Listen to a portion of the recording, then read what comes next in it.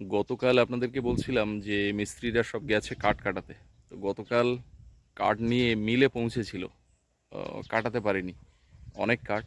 তো আজকে সেই কাঠগুলো চেরাই করে আর কিছুক্ষণের মধ্যেই হয়তো এসে পড়বে।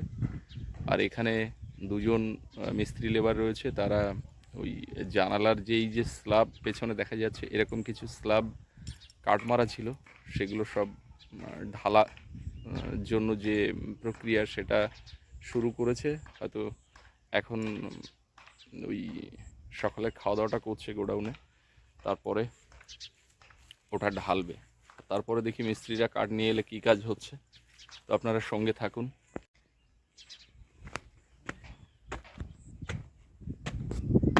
ঘরের ভিতরে কাদা, এত জল দেওয়া হয়েছে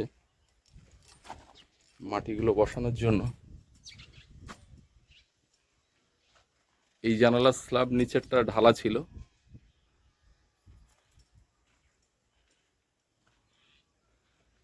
এইদিকে কিচেনের একটা জানালা রয়েছে, এখানে স্ল্যাব পড়বে, তার জন্য এই রড জালি বাঁধা দেখতে পাচ্ছি।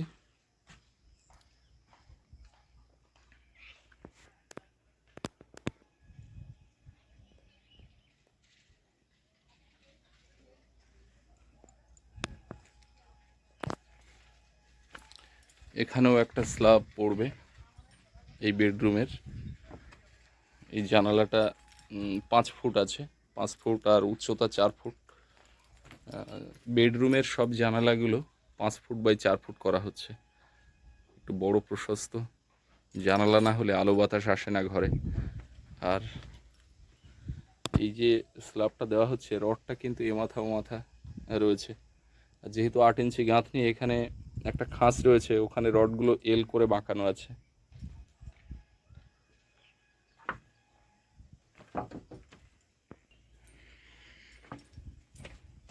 আর এদিকে এই যে গেটের থেকে উঠেই এই যে স্পেসটা, রাস্তার দিকে একটা বড় জানালা, এটাও 5-4-এর একটা জানালা হবে। তো এখানে রড কাটা হয়ে গেছে, এবারে মশলা মাখানো আর ঢালার পালা। কাঠটা আগের দিনই মারা ছিল। সিঁড়িটা আজকে হিসাব মতো ঢালার কথা, কিন্তু সেটা হলো না, যার জন্য আগাম রড নিয়ে চলে এসেছি। যে রডে কাজ করছিলাম সেই রড ছাড়া অন্য রড ছিল, সেটাই নিয়ে চলে এসেছিলাম, কিন্তু সিঁড়ির কাজটা আজকেও দেখছি হলো না।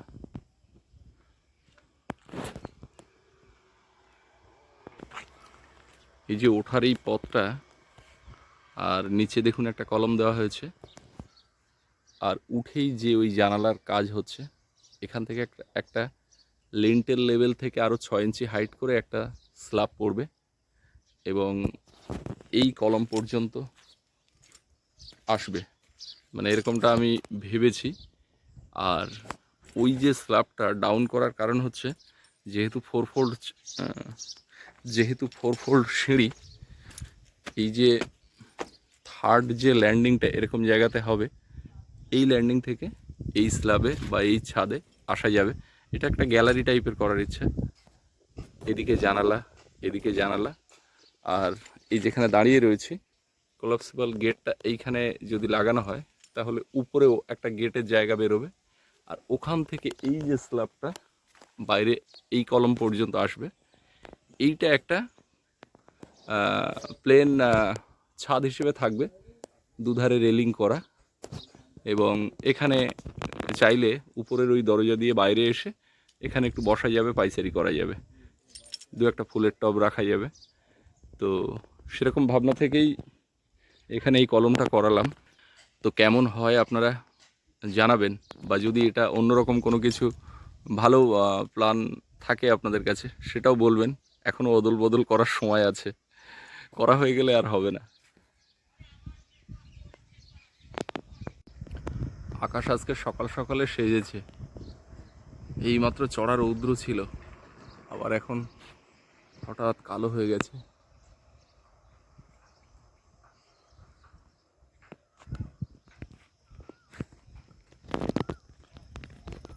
দুটো পান্তা খাবো, ভাত এনেছি, গাড়ির ডিকির মধ্যে রয়েছে। এই হচ্ছে সকালের খাবার, কাঁচা লঙ্কা, পেঁয়াজ, পান্তা ভাত।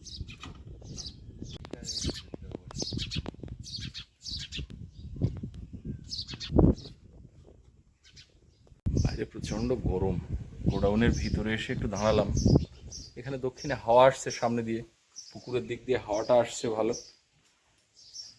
আর এর ভিতরে মালপত্র তো অগোছালো সব, ঠিক মতো বসার জায়গা নেই, কারণ এই রডগুলো এ মাথা ও মাথা একটা জায়গা নিয়ে নিয়েছে। একধারে রয়েছে সিমেন্ট, এদিকে রড, এদিকে জেনারেটর, আর এদিকে ফাটকি নাটকি জিনিসপত্র পুরো ভর্তি। এসে বসতে হয় এই রডের উপরেই।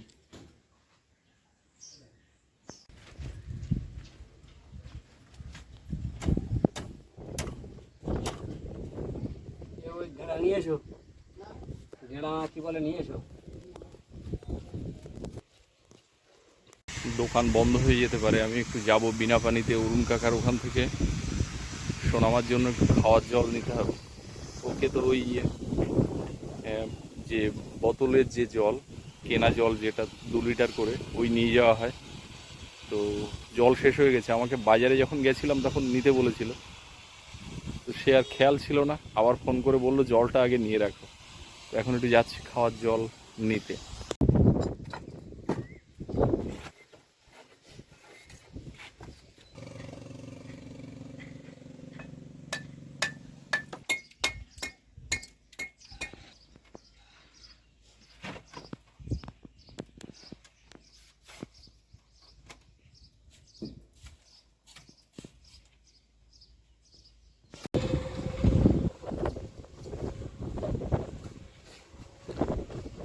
কিছুটা উপরে উঠে দেখছিলাম নদীতে জোয়ার, নদীর জল দেখা যাচ্ছিল।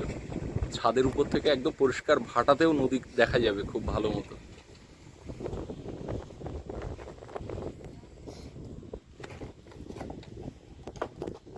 খিঁচ যে গাঁথনিগুলো ছিল সেইগুলো এখন কমপ্লিট করা হচ্ছে।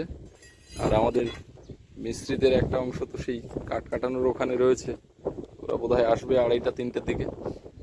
এই ঢালাটা ওই জন্য স্টপ রাখা আছে। রোদ আছে ভালোই, সঙ্গে হাওয়াও, কখনো আবার একদম ছায়া হয়ে যাচ্ছে, মেঘে ঢেকে যাচ্ছে রোদ। তো এই মেঘ রোদের লুকোচুরি আর দক্ষিণে হাওয়া সব মিলিয়ে সেই প্রখর গরমটা খুব একটা উপলব্ধি হচ্ছে না। আকাশ তো মেঘলা করে আছে এখন, একটু আগে রোদ মেঘ দুটোই ছিল, এখন ছিটে ফোঁটা বৃষ্টি ফুটিয়েছে। বৃষ্টি যদি হয় গাড়ি নিয়ে ফিরতে পারবো না। কাজও এদিকে প্রায় আজকের মতো শেষের পথে, তো একটু পরেই বাড়ির দিকে ফিরবো।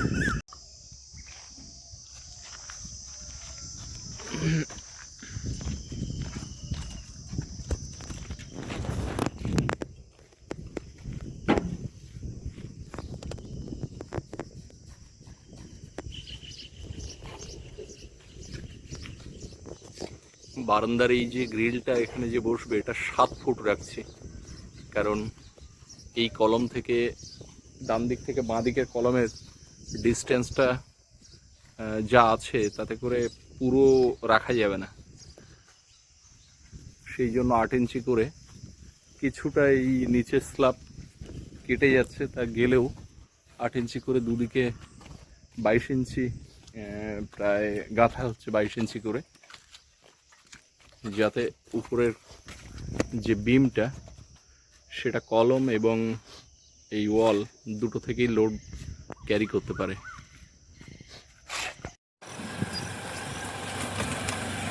বৃষ্টি আসছে, বৃষ্টির আগে চলে আসলাম, না হলে গাড়ি ফেসে যেত। মানে এই বালতিটা কাকিমা একটু সরিয়ে দাও তো। মিস্ত্রিরা এখনো কাজ ছাড়িনি, বৃষ্টি আসছে বলে আমি চলে আসলাম মাটির রাস্তা।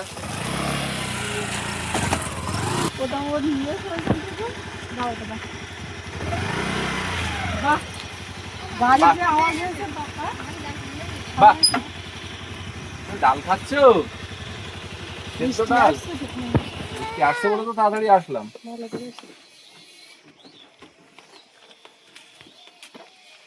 গলায় বেঁধে যাবে তো। বৃষ্টিটা হওয়ার দরকার আছে, না হলে ওই গাছগাছালি চারিদিকে সব এদিক ওদিক। ও মা আসতে শোনো, আমার জলটা আগে বের করো, একদম টাইট ওই জল। এগুলো কি করো, তুলে রেখে দাও, ওই জায়গায় রেখে দাও বাবু, ওইটা রেখে দাও, ওই যে ব্যাগে ছিল ওই ব্যাগেই রেখে দাও।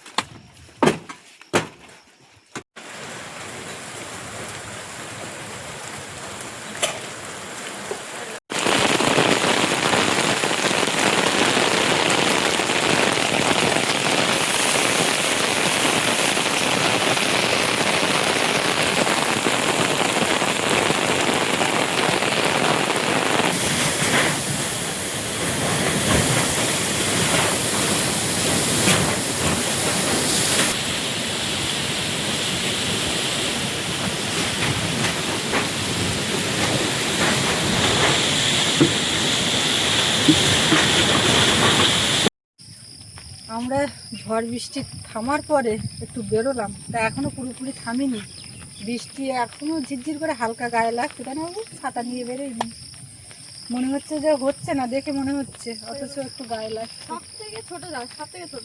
না না, জাহাজ প্রচুর আছে। হঠাৎ দুপুরবেলায় এত পরিমাণে ঝড় বৃষ্টি, পুরো চাল টাল যেন উড়ে যাবে এরকম একটা অবস্থা হঠাৎই। আর তার আগে দুপুরবেলা রোদ গরম কি লাগছে। তো যাক, বৃষ্টি হয়ে একদিক দিয়ে ভালো হয়েছে, বাগান বাড়িটা জল পেলো। যাবো দেখি এখন ওই মাথার দিকে কিসে কি অবস্থা, বৃষ্টি হওয়ার পরে এখনো বেরোয়নি, যায়নি। আর ওদিকে ঘরের দিকেও একটু জল পেলো, বৃষ্টি হয়েছে।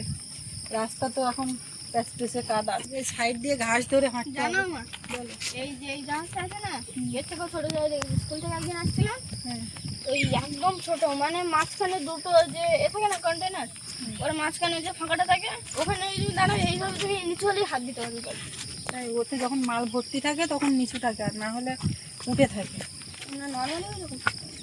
এখন তো পড়ন্ত বিকাল, তো এই মুহূর্তেও যদি একটু রোদ বেরোতো রাস্তা শুকিয়ে যেত, কিন্তু এখন আর রোদ বেরোনোর লাগছে চান্স খুব, নেই, খুব গরম রোদ লাগছে। বেরোনোর চান্স নেই। আস্তে আস্তে এবার সন্ধ্যা হবে।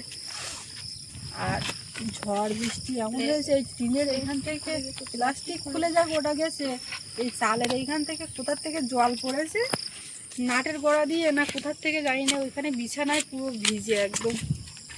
বাবুর ঘরে জল পড়িনি, আমি দেখলাম। বাবু আনন্দ করছে, বলে ওখানে ভিজে গেছে, তুই আমার ঘরে লাফালাফি করছে। কেন বলছি, এবার সোনা মাসে দুপুরবেলা একটুখানি ঘুমিয়েছিল 2-10 মিনিট, উঠে পড়েছে, সারা দুপুর ঘুমায়নি, খাওয়ার সময়ও ঘুমায়নি। এই শেষে ঘুমিয়েছে, ওকে শোয়াতে গেছি এইভাবে, আমি বলছি বাইরে আর দোলনায় কী দেবো, বেলা যাচ্ছে, বিছানায় মশারির মধ্যে দিই। এবারে শোয়াতে যাচ্ছি, দেখি সঙ্গে সঙ্গে দপদপ করছে, টসক ভিজে। আর ওই এক সাইডে একটুখানি বালিশ কাঁথা টাতা যেখানে ছিল সেইগুলো সরিয়ে সেই জায়গাটা শুকনো বেরিয়েছে, তো ওখানটায় ওকে এখন দেখেছি ঘুমাচ্ছে। কি ডাকছে, জাম গাছে পাখি। এ বাবা, বাগানের দিকে কি অবস্থা, কেমন ঝড় হয়েছে, ওল গাছটা না, দেখি এখন কি তুলে কাটি বসাতে হবে নাকি, না নাড়াচাড়া দিলে অসুবিধাটা কি জানি, ও ঠামার কাছে ফোন করে শুনতে হবে। অবস্থা এরম ভাই ক্ষতি, এই গাছে আর ফল হবে না কি হবে, উঠে গেছে পুরো ওল বাগান, দেখুন কাজ হয়ে গেছে, এই দিক দিয়ে এমন ঝড় উঠেছে পুরো সব কাজ করে দিয়েছে। ওইখানে একটা ওল গাছ তাও দিয়েছে, এখানে তো এইরকম একটা ক্ষতির ব্যাপার দেখলাম। এই যদি আবার কালকের বিরাট একটা রোদ হয় তো এই মরে যাবে, তবে এরকম একটা ব্যাপার। এই একটা গাছ এও তো কাজ হয়ে পড়েছে, দেখতে পাচ্ছি।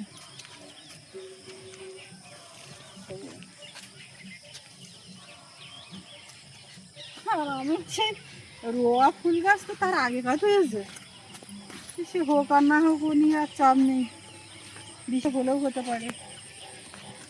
কলা গাছ কাজ হয়ে গেছে, ওই যে বসানো কলা গাছ। আমি শুধু দেখছি পেঁপে গাছগুলোর কি অবস্থা, এটা তো ঠিক আছে, গাছ ভর্তি পেঁপে, তো টোপের আগে কাজ করে দেয়।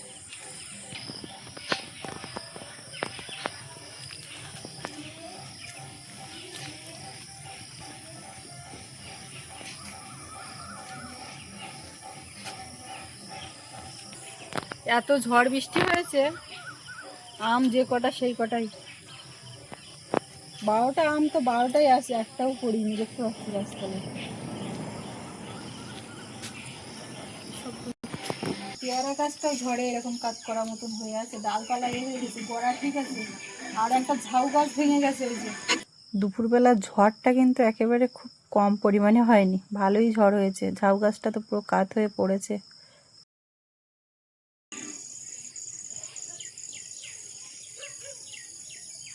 এদিকের গাছগাছালি তো এই অবস্থা, আম টামগুলো গাছতলায় কিচ্ছু পড়িনি, দেখতে পাচ্ছি। এইখানে এদিকে এগুলো তাও এই ঘরের গাঠ পেয়েছে তো অতটা অসুবিধা হয়নি, সামনে সামনে এগুলো, কিন্তু ওখানে ওই ঝাউ গাছটা পড়ে গেছে, তারপরে গিয়ে গাছগাছালি কাট হয়ে গেছে, এদিকে অসুবিধা হয়ে। সাদা ফুলটা কাট হয়েছে, সব টোপের আগে পড়ে যায়।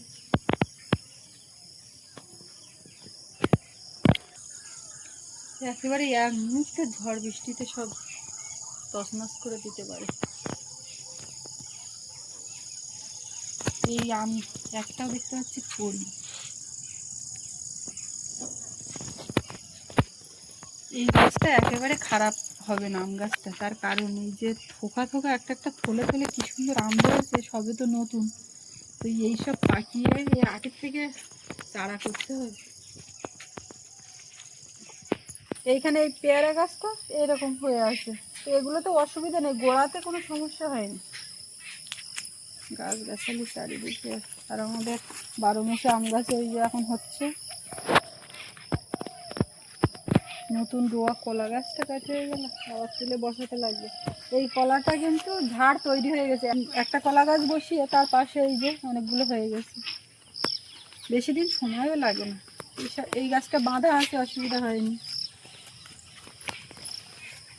বাগান বাড়ি বৃষ্টির পরে, ঝড় বৃষ্টির পরে এসে দেখলাম ঠিক আছে, কিন্তু ওই ওল গাছগুলো নিয়ে বেশি চিন্তা। তাও কলা গাছ তুলে বসানো যাবে, ওই ঝাউ গাছ ভেঙে গেছে তাতেও অসুবিধা নেই, কিন্তু ওল গাছগুলো নিয়ে একটা চিন্তার বিষয়। মানে নড়ে গেছে, ওল যে আস্তে আস্তে বড় হবে, গাছটা উঁচু হবে, সেসব তো কী করে কী হবে তো কী জানি, প্রত্যেকটা গাছ যদি নড়ে যায়, ওলটা সরে যায়, তো কী হবে এইটা বুঝতে পারছি না। ওইটা মানে ফোন করতে হবে, দেখতে হবে যে কিসে কী করা যায়। আজকে ফোন করে নেব, নিয়ে যদি কিছু করতে বলে তো কালকে দেখি। এইখানে সব ওই দেশি ওল লাগানো, এই সাইড ধরে সেও গেছে। পুকুরে একটু জলও বেড়েছে, আর ও এই চান করছে, এসে পরে তখন খাওয়া দাওয়া করে নিয়েছে, এসছে ঢুকেছে কোনো রকমের গাড়িটা ঢুকিয়েছে, আর ঝড় বৃষ্টি। এমনিতে বিকালবেলা করে চান করে। সুইমিং পুলে নেমেছো? হ্যাঁ। ঝড় বৃষ্টি অন্যদিন হয় সন্ধ্যাবেলা, আর আজকে হলো একেবারে দিনের বেলা। তো স্নান দান করে এখন আবার জায়গার ওদিকে যাব।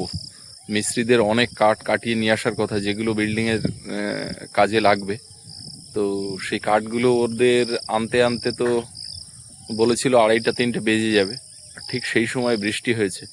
এখন কাঠগুলো কিভাবে এনে ঢোকালো ঘরের ভিতরে, আদৌ আনতে পারলো কি না বুঝতে পারছি না, ফোনেও যোগাযোগ করতে পারিনি। তো এখন জায়গার ওখানে যাব, গিয়ে দেখব কি অবস্থা। আর রাস্তা দিয়ে তো আর হেঁটে যাওয়ার মতো অবস্থা নেই, পুরো কাদা হয়ে গেছে। গাড়িটা সকাল সকালে এনে ঘরে ঢুকিয়েছিলাম বলে, আর না হলে ওটা বাইরেই থাকতো। এখন প্রচণ্ড রাস্তা কাদা, রাস্তা দিয়ে যাব না। মাঠ যথেষ্ট শুকনো, এবং মাঠে যেহেতু ঘাস আছে, ঘাসের উপর দিয়ে অনায়াসে জুতো পায়ে দিয়ে যাওয়া আসা করা যাবে।